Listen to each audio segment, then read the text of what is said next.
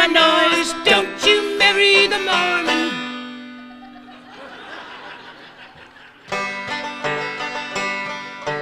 Come, girls, come, listen to my noise. Don't you marry the Mormon boys. If you do, your fortune it'll be Johnny cake and babies is all you'll see. Oh, and she had this long blonde hair that just flowed down her back, and she was really, really thin because she hadn't had 5 children yet, and she weren't a brag like the rest, but there was something very intimidating about her. Pardon me. Yeah? Can you tell me where I go find this great bear? You mean Great Bear? Yeah. Little lady, you do not want to know. Little lady.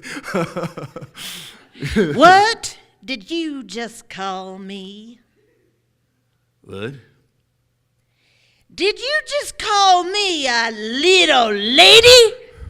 No. Huh? No, that wasn't Yeah. me. Wasn't me. Wasn't me. It's that kid right there!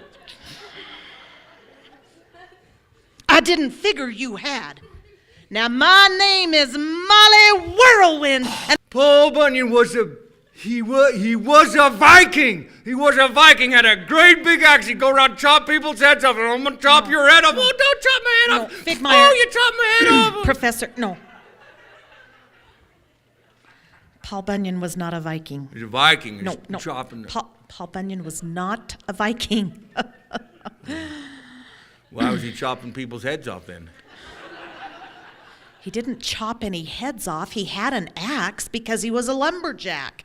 He was a lumberjack in the great Northwest, and he had this ox that was huge, and it was blue, and its name was Babe.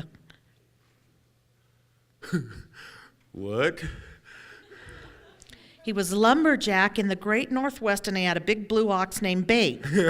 That's dumber than the story I made up. Well, I, being the sophisticated, demure 4th grade girl that I was, immediately broke ranks, went over there, threw the lid off my box, grabbed this red item out of the thing and said, "What is this, Patrick?" And then I looked down and saw it was a little elf dressed in red, sitting on a little pillow with gold tassels, holding a little red cardboard heart that said, "To Lori from Patrick, Happy Valentine's Day."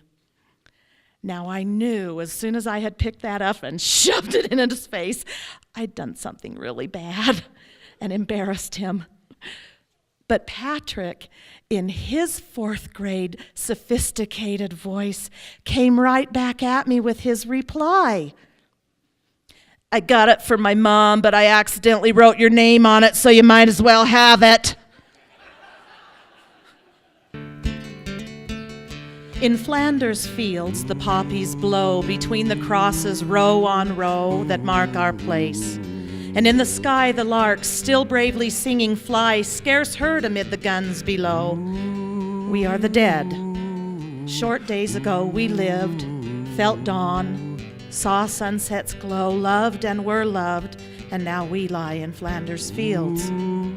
Take up our quarrel with the foe, to you from failing hands we throw the torch. Be yours to hold it high. If ye break faith with us who die, we shall not sleep, though poppies grow in Flanders fields.